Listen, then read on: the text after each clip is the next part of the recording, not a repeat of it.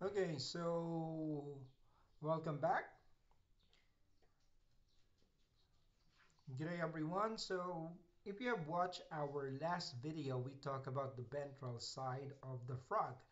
But this time around, we're going to talk on the other side, which is your dorsal side. So, this is also support materials for our supporting materials for our student taking up psychology and for the course of zoology, so they're gonna have their final assessment. So this also somewhat like additional references para ma-review uli sila, and yeah, hopefully um, you're gonna ace the exam. Okay, so let's start off with the anyway. If you have watched the last part, I mean the other video, we started up from the head going down to this part.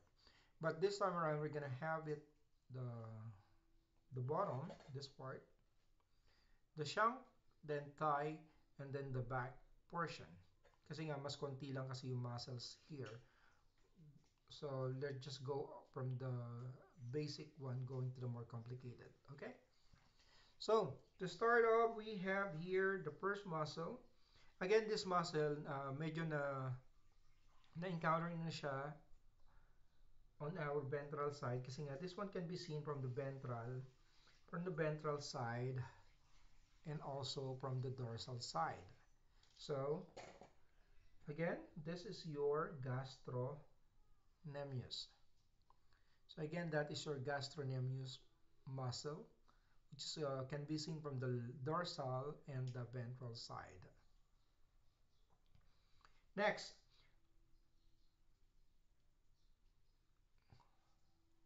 next to your gastrocnemius is meron ka po makikita dito. This is the muscle. Medyo dry na kasi yung ating specimen kaya a bit medyo mahirap na siya makilala. But anyway, right after your gastrocnemius, as you can see, medyo matigas na siya. Now, right dito, after that muscle would be your peroneus, this one.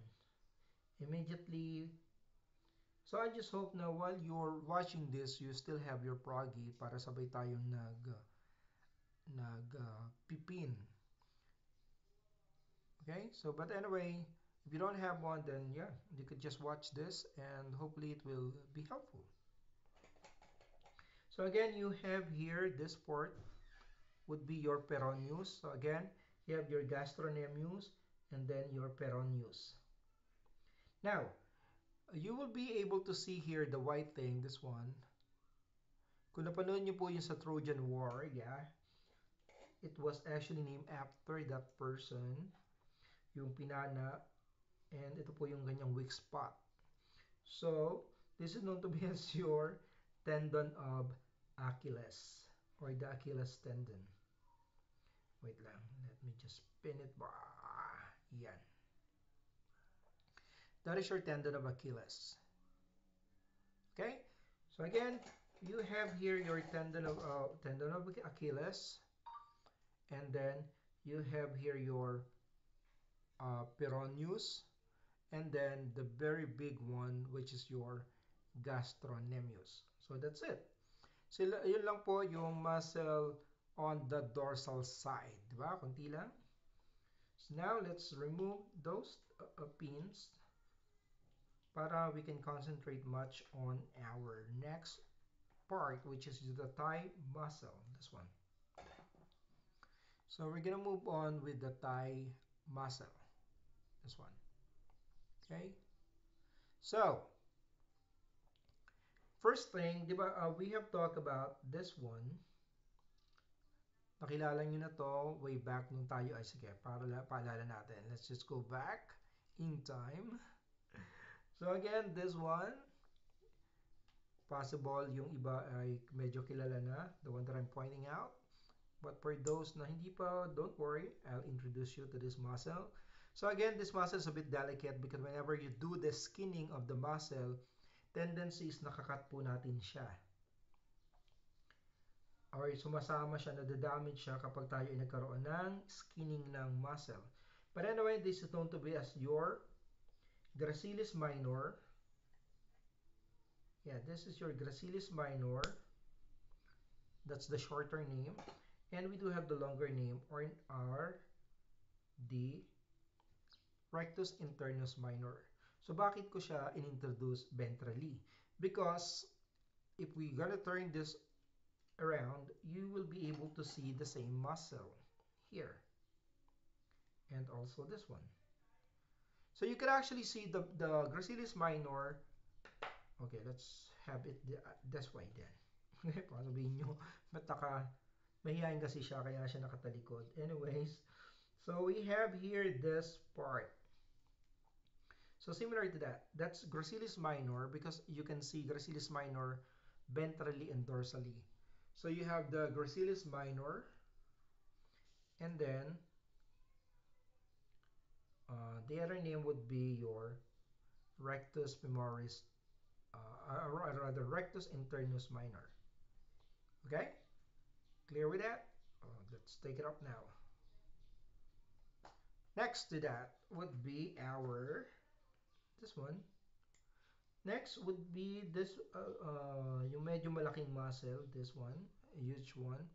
This is known to be as your semimembranosus. This is a large muscle posteriorly or posterior to this muscle, which is later I'll introduce that one to you. But for now, let's have this one, the large jaw muscle. This is known to be as your semimembranosus, or if you want, semimembranosus. Okay? So again, you have your gracilis. Okay, dito tayo magpipin, magne-name sa kabila. Then I'll try to show it to you on the other side para we can have it that way. Okay? So again, you do have here your gracilis minor. Kasi pag nilagay natin yung pin, we'll not be able to see that one. But anyway, since you already seen that one earlier, so I guess it would be okay then. So you do have here your gracilis minor, and then you have this bigger chunk of muscle, this bigger belly here. This is going to be your semimembranosus, okay? That's the one, semimembranosus. Now, if you take a look at a bit closer here, there is a muscle, wait lang, saan na siya? This one. There is a muscle here, and this is known to be your biceps femoris. Biceps, again, kasi po, from the word or the prefix bi, meaning two, di ba? Bi, so that's two. Just like this one, two. 1, 2. Anyways, yeah, it has two heads. And then femoris kasi nga po, siya po ay nakadikit sa bone, which is known to be as, yes? Okay, good. I can hear you from here. That's known to be as your femoris, or the femur bone, so biceps femoris. Or the other name for the biceps femoris is iliofibularis. Again, iliofibularis, just like the bone which is fibula. So you're just gonna add our IS. So, ano nga? Iliofibularis. So that's gonna be your iliofibularis. Okay? So again, you have your gracilis minor, semimembranosus, and then your biceps femoris or your iliofibularis. Okay. Now, sabi ko nga, this muscle can be seen ventrally and dorsally. So, sino ba siya? So, that is your triceps femoris. Sabi ko dito tayo mag-name. Okay, ulit. Let's have it this way. And wait lang. Wala tayo ng force. There you go. So, that is your tricep. That's your, kulang tayo ng S. Pasensya na. Tricep. Kinapos ng S. That triceps. May S po yan. Tricep. Yeah, by the way, yun nakalimutan ko kanina. Bi means 2, tri means 3, sep or seps means head or sep kasi nga cephalic or the head part. So kaya po siya tricep kasi nga meron siyang 3 heads. Sana all 3 heads. Jar. So again, you do have here the three heads. So the one that you're seeing on the dorsal side, that's going to be the dorsal head or the vastus externus kasi this would be the external portion. So again, this is your vastus externus or the dorsal head, and then you have here the middle head or the rectus femoris anticus or the middle head, and then the one that can be seen from the from the ventral side, that's going to be your internal head or the vastus internus. Again, vastus internus. I'm not gonna put in the name, but kasi nga na discuss natin ito before. But anyway, for the sake of those who don't know the name yet, so let me just put a name tag there. So that's gonna be your vastus. Wait lang. Yeah, that's your vastus internus kasi nga po siya pakikita sa internal part or the ventral side or the ventral head. So vastus internus. Now, this one, kasi nagkaroon po siya ng mga fascia, so we gotta take this one off para medyo ma-clear yung vision natin. Yan. This one here, this is gonna be your middle head or the rectus femoris anticus, the middle head. And then we do also have that dorsal head, or known to be as your vastus externus naman. Okay? So yeah, we're done. Very good. Ah yeah, let me just put this one done. Pause. Mawala eh. Okay. So kompleto regado na po. That's gonna be our thigh muscle. Thigh muscle. So again, you do have here, let's take this off. Then you do have here your gracilis minor or rectus internus minor. And then you have the large muscle here. Tanggalin na natin siya, okay? Which is your semi-membranosus, this one. And then down here, yung in between the triceps femoris and the semi-membranosus, you have here your biceps femoris or the two heads, or also known as your iliofibularis. And then you have here your triceps femoris. Tri means 3, ceps or the cephalic or the which is heads. So you have here the external head, or I mean the dorsal head. You have here the dorsal head or the vastus externus, the middle head or the rectus femoris anticus, and the internal head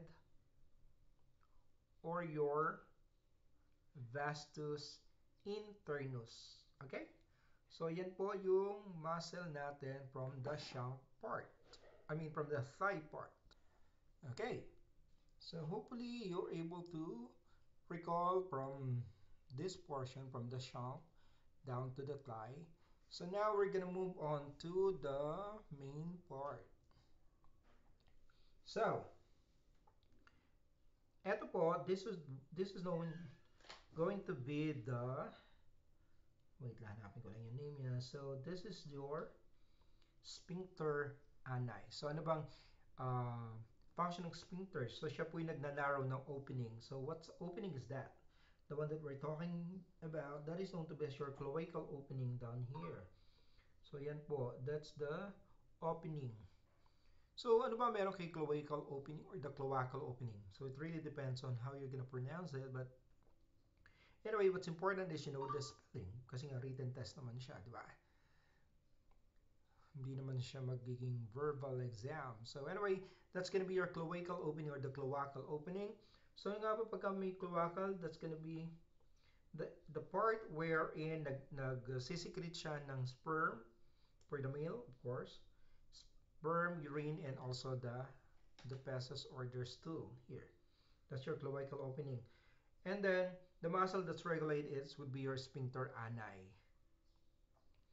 Ani because of the anus, sphincter is the name, the action, sphincter action. So meaning ano ba yung ginagawa niya? It's actually narrow the opening. So ani because siya po ay nasa anus part. Okay, let's take this one up na. So again, that's your sphincter ani para makita natin. Next, if you're gonna take a look at this side, this one, and also this side, meron siyang maliit na muscle. So sino ba siya? That is known to be as your, this is the name. Wait lang guys. So where is it? This is the name. Wait lang, let's just wait. Yeah, that is the name. It's piriformis. Wait lang, let's just move this one on the other side para mas makita natin yung name ng muscle without interfering it or blocking the vision. So here is your piriformis. So sino ba si piriformis?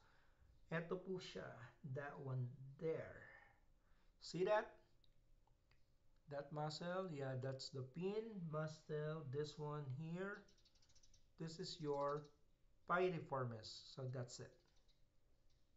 Okay, that's your piriformis. Now, you have the piriformis, and then here, this side of the muscle, you have actually two, this one and this side. So kung sa human, this is gonna be your buttocks or the, what do you call it in Tagalog? So yeah, that's your puwet.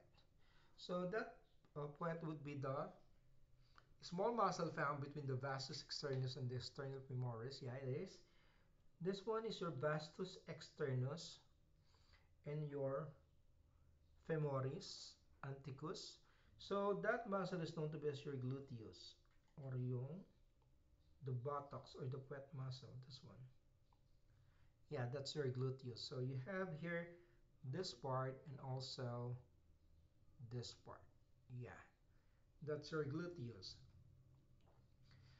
So ano ba ang function or the action of our gluteus? So it is the rotator of the femur.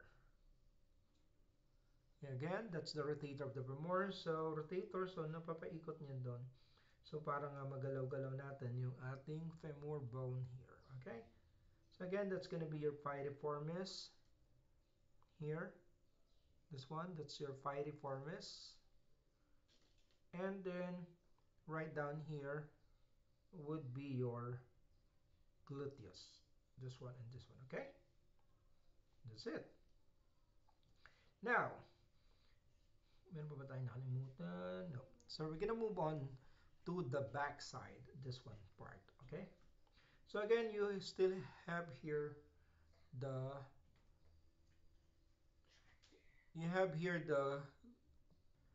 okay, so here on this side, this one, and same goes with this one. If you will remember, di ba, nung pinag-usapan natin last time about the ventral side, you can also see that here, this one. You're gonna see this part also, same goes with the other side, this. So this is known to be as your external oblique. So you're still seeing that, the external oblique. So makikita mo pa rin siya on the dorsal side. Okay? Now, so para magkaroon tayo ng point of reference, you're gonna, if you can still remember the skeletal muscle, so you do have here your sacrum. This is the sacrum, wherein there is an articulation of the bone right here, your ilium bone, going to your pelvic bone, okay, the ilium. So, bakit ko sinabi si ilium? Kasi nga, right after this bone, the iliac bone here, you will see a V-shaped muscle, which is known to be as your coccygeoiliacus. This one. This is the name. Yeah, coccygeoiliacus. So this one, right down here. Coccygeoiliacus because katabi lang niya po si iliac bone. Now, anterior to that coccygeoiliacus, though I don't have the name, I cannot find the name. Here. Sorry, I don't have one. So that's your coccygeo. You do have your coccygeoiliacus. So immediately above your coccygeoiliacus, or immediately anterior to your coccygeoiliacus, would be your, ito po yan, your coccygeo. Again, you do have point of reference, you have your sacrum bone. So right below that coccygeo sacrum bone would be your coccygeo sacralis, kasi nga you have the sacrum or the sacral bone. So again, you have here your iliac bone. That's your coccygeoiliacus. Point of reference would be the iliac bone. And then you're gonna see there the muscle that's iliacus or coccygeoiliacus. Then point of reference here, your sacrum bone. So you have a small pair of V-shaped muscle, which is known to be as your coccygeo sacralis. Okay? Very good. Now, let's take it up para mas makita natin yung iba pang portion niya. Now, right here, you have this muscle here on the side. Yan. A pair of muscle that is lateral to this muscle, which is I'm gonna reveal later on. So, point of reference again is your sacrum bone. So, right above here, this one, and napaka-prominent naman niya. See? Kitang-kita po siya. So, that is your that one, iliolumbaris, which is actually lateral muscle, and it separates the external oblique by the horizontal oblique. This one, this is your external oblique. So siya yung nagsiseparate from your external oblique papunta dito sa dorsal side or the back part. So that's your iliolumbaris. Next. So again, we do have here, just a recap. So we have here your coccygeoiliacus, and then here the small V shape, and then here's the other side. That's coccygeo sacralis because of the sacrum, and then this one immediately on top of, or it could be a bit top or on the side or the lateral portion of your sacral. You have here your iliolumbaris. Okay, let's remove that. Now, extending from the sacral, you got your coccygeo sacralis. So from here all the way up, so you do have here a long muscle. This actually tapers from the posterior, posteriorly. So I mean to say, it runs from this portion going down here. So that is known to be your, kaya nga po tinawag natin na it's a bit long, because of course from the name itself, that is known to be as your longissimus dorsi. So from here all the way going up there. So ano ba ang ginagawa ni longissimus dorsi? Siya po ay nag-i-extend ng back. It extends the back. longissimus dorsi. Okay? From here, going all the way pataas doon. That's your longissimus dorsi. Now, so nasan si latissimus? So next one, we have the large triangular muscle that is posterior and partly covered by the depressor mandibular. So this part here, nakikita nyo, yeah, this one here runs here all the way dito. So if you're gonna take a look at on the side view, so this one here, eto po, from here, nagra-run siya pupunta dito. That is your latissimus dorsi. So you got a name, latissimus dorsi. Okay? That's your latissimus dorsi. Kasi po sa ibang species of frog or the toad, mas nagiging visible po kasi siya. Yung iba kasi dito lang siya nagra-run. But for this type of the froggy, medyo lateral siya. Kasi po siya latissimus kasi it's more on the lateral side. So ano ba ang purpose ito?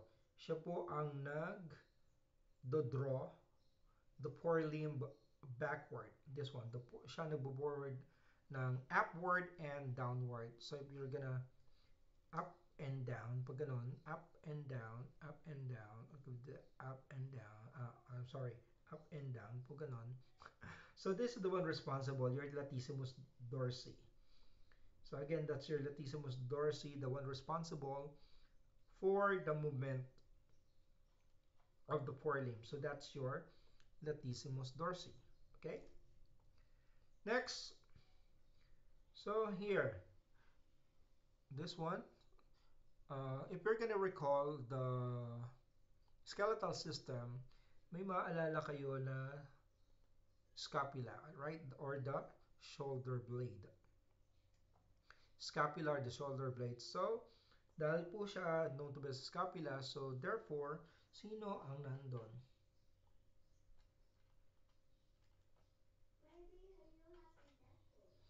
So, this is known to be as your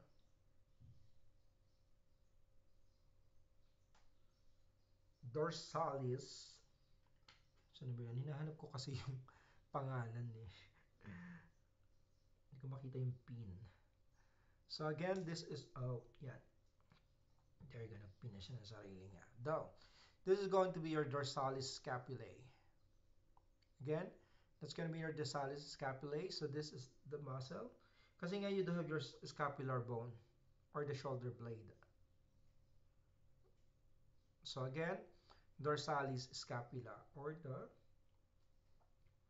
okay, dorsalis scapula. We're almost done, guys. Kapit lang.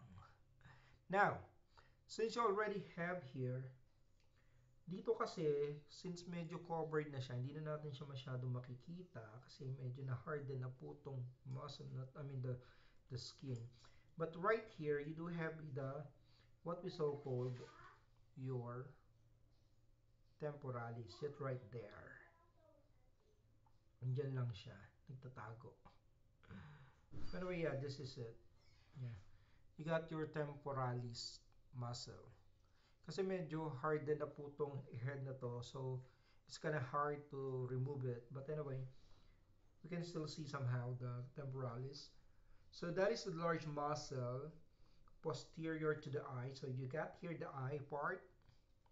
So, this is the eye of the froggy. And then, right up here, the posterior. So, just immediately below. So, this is going to be your temporalis. So, ano ba ang purpose ng temporalis? So, what's the action of temporalis? That is a levator of the jaw. So, again, when we talk about levator, siya po yung responsible for raising the jaw. So, if you can remember the one on here, the one in the tip of the lower jaw, that's known to be as your submentalis. And this is the one responsible for raising the lower jaw. So, for the upper jaw naman, this is going to be your temporalis or levator of the jaw. It is also help. It also help in the yan si temporalis. Okay? Now, so dito po medyo tagulang, hindi siya masyadong makita. That's gonna be your depressor mandibulae. Yeah, this here. Sometimes sa ibang frog kasi you have to detach this one para makita mo to. But anyway, for now, for this kind of froggy, medyo visible naman siya somehow. So this is going to be your depressor mandibulae right down there. Yan. Depressor mandibulae right down dito sa kabila. Let's try the other side. Medyo mahirap kasi siya makita na. Yan. You see that there? Kita ba? Wait lang. Let's try to remove this part then. Ito. Yan. Kasi ito, this is your dorsalis scapula. So, medyo tutumasin na to. The one that I'm holding on, this one. Ito, yung squeeze ko. This is your depressor mandibulae. So, ano naman ang purpose ng depressor? So, from the word itself, depressor, so siya po yung responsible for lowering the jaw. Kasi nga, from the word itself, depressor, so that's the action, depressor. So, binababa niya. And then, mandibulae because of the mandible or the jaw. Kaya po, ito siya si depressor mandibulae or action is depressor of the jaw or lowering the jaw. Okay? So,